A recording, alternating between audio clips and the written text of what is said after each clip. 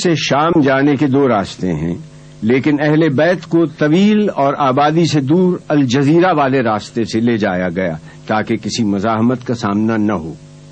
اس راستے کا فاصلہ 1350 کلومیٹر ہے اور یہ مسافت 18 دن میں طے کی گئی۔ اہل بیت کو کوفے سے تکریت، موصل، تل افر، سنجار، نصیبین، راس العین، رقہ، حلب، قنصرین، کفرتاب، ہمس اور ببلک سے دمشق پہنچایا گیا۔ اس راستے میں اہل بیت نے مختلف مقامات پر قیام کیا، مگر شام کے شہر حلب کو ایک خصوصی اہمیت حاصل ہے۔ حلب ملک شام کا سرحدی شہر ہے جسے الیپو بھی کہا جاتا ہے۔ یہ عراق کی سرحد رقہ سے نزدیک ترین شہر ہے۔ اہل بیت نے دیر کے مقام پر ایک چھوٹی خانقاہ میں قیام کیا تھا جس کا نام ماروت و مروسا تھا، اور یہ جبل غربی کے قریب اوجان کے ساتھ نہر قزیق کے سامنے واقع ہے۔ یہاں پر سر امام حسین کو ایک پتھر کے اوپر رکھ دیا گیا۔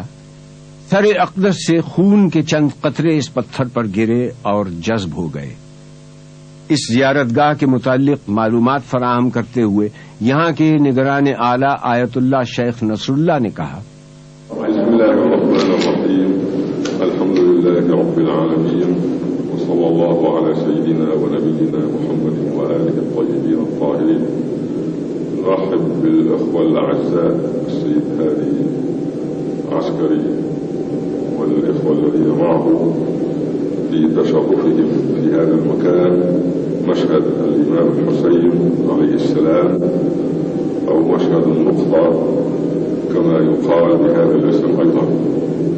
هذا المكان له ارتباط في معركة كربلاء، حيث أن الإمام الحسين عليه السلام عندما استشهد في كربلاء أمر يزيد عليه اللعنة أن يأتوا برأس الحسين ورؤوس أهل بيته وأصحابه وعياله أن يأتوا بها إلى الشام۔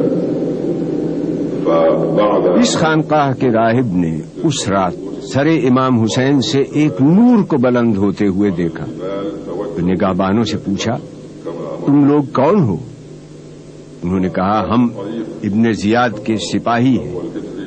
پوچھا، یہ سر کس کا ہے؟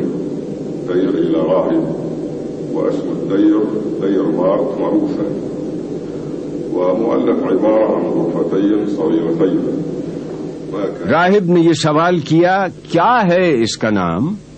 فرمایا، فاقہ کش وتناوارا تشنکام، مقتول نیز و تبر و خنجر و حسام، جس کو ملانا پیاس میں پانی کا ایک جام، بے گور و بے کفن جسد پاش پاش ہے، سر یہاں ہے کربلا معلی میں لاش ہے۔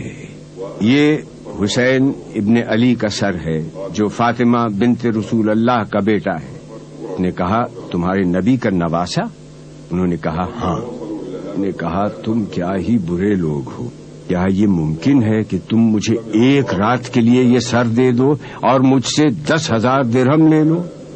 چنانچہ انہوں نے سر اقدس کو راہب کے حوالے کر دیا، اور راہب نے سر اقدس کو اسی پتھر پر غسل دیا۔ خون حسین اس پتھر پر جم گیا، اور 1400 برس گزرنے کے بعد بھی آج یہ اتنا ہی تازہ ہے۔ اس نے اللہ سے اور اس جگہ کی برکت سے یہ ایک اہم زیارت گاہ ہونے کے ساتھ ایک معجز نما مقام بھی ہے۔ اس واقعے کی مناسبت سے اس مقام پر ایک اہم زیارت تعمیر کی گئی، اسے مشہد النقطہ کا نام دیا گیا۔ 333 ہجری میں سیف الدولہ ہمدانی نے حلب فتح کیا تو ہمدانی سلطنت کا پایہ تخت حلب کو قرار دیا۔ اس نے خانقاہ میں روضہ تعمیر کیا اور اس مقدس پتھر کو محفوظ کر دیا اور اسے مشہد الحسین کا نام دیا۔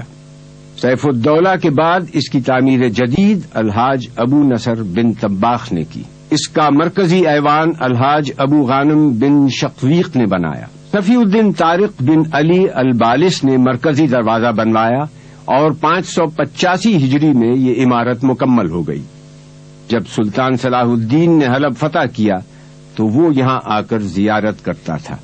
تاتاریوں کی یلغار نے اس زیارت گاہ کو بھی نہ چھوڑا، وہ لوٹ مار کرتے ہوئے تمام تحائف و جواہر لے گئے اور عمارت کو شدید نقصان پہنچا۔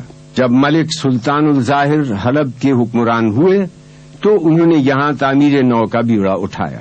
1970 میں اس زیارت گاہ کی تعمیر جدید کا کام از سر نو شروع کیا گیا، جس کی سرپرستی آیت اللہ سید محسن الحکیم نے کی اور آیت اللہ شیخ نصر اللہ کو تعمیری امور کا نگران مقرر کیا۔ زائرین کی سہولت کے لیے وسیع و عریض صحن بنائے گئے اور جدید سہولتیں فراہم کی گئیں۔ زیارت گاہ سے ملحق مسجد ہے۔ حدیث عشق دو بابست کربلا و دمشق، یک حسین رقم کر دو دیگرے زینب۔ ملک شام جس کا نام سوریہ بھی ہے، دمشق اس کا دارالخلافہ ہے۔ یہ فلسطین اور ترکی کے وسط میں واقع ہے۔ پیغمبر حضرت آدم نے یہاں رہائش اختیار کی تھی۔ قابیل نے اپنے بھائی حابیل کو اسی سرزمین پر قتل کیا تھا۔ دمشق دنیا کا قدیم ترین شہر ہے۔ زمانہ قبل از تاریخ دمشق موجود تھا۔ 732 قبل مسیح اسیرین آباد تھے۔ اس کے بعد مختلف قومیں آباد رہیں۔ دمشق قدیم اور جدید تہذیب کا سنگم ہے۔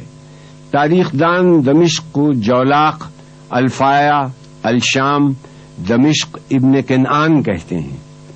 قدیم دمشق کے چاروں طرف مضبوط دیوار تھی اور 8 قدیم دروازے تھے، جن میں سے 2 اسلامی حکومتوں کی یادگار ہیں۔